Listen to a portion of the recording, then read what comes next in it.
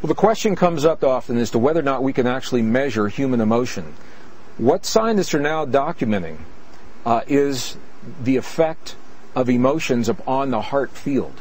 The human heart is now documented as the strongest generator of both electrical and magnetic fields in the body.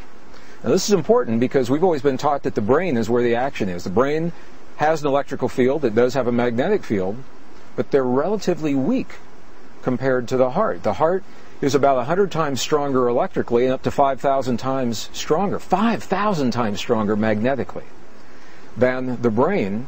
And the reason this is important is because the physical world as we know it is made of those two fields of energy, electrical and magnetic fields of energy, electromagnetic fields. Our own physics books now tell us if we can change either the magnetic field of an atom or the electrical field of the atom, by doing that we literally change that atom. We change the stuff that our bodies in this world are made of.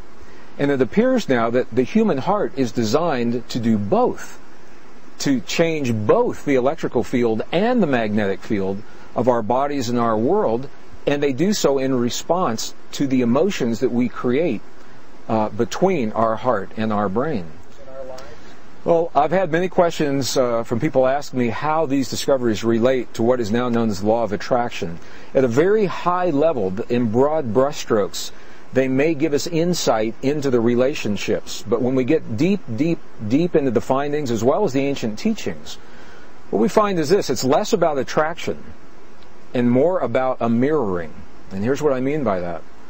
The world around us, our own science now is telling us there's a field of energy that underlies all physical reality, and it is known now by names that range from simply the field.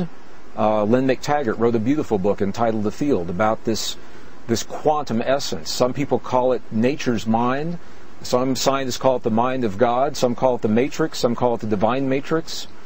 In 1944, the father of quantum theory, Max Planck, identified this field, and he called it the matrix. That's where this term came from. And what we're now beginning to understand is that when we create the feelings of what we choose to experience in our lives, everything from conscious choices of the perfect relationship or abundance in our lives, or the healing in our bodies, or the healing in the bodies of our loved ones, that those feelings are creating the patterns of magnetic and electrical field in our hearts that are literally rearranging the stuff of this quantum soup, this quantum essence, allowing the pattern of what we have claimed in our hearts to become manifest in the world around us. So it's less about attracting from a scientific perspective and more about consciously creating the template within us, knowing that the stuff of the universe will congeal around that template in the world around us to simply reflect what we've claimed. In other words, a very simple way of looking at this,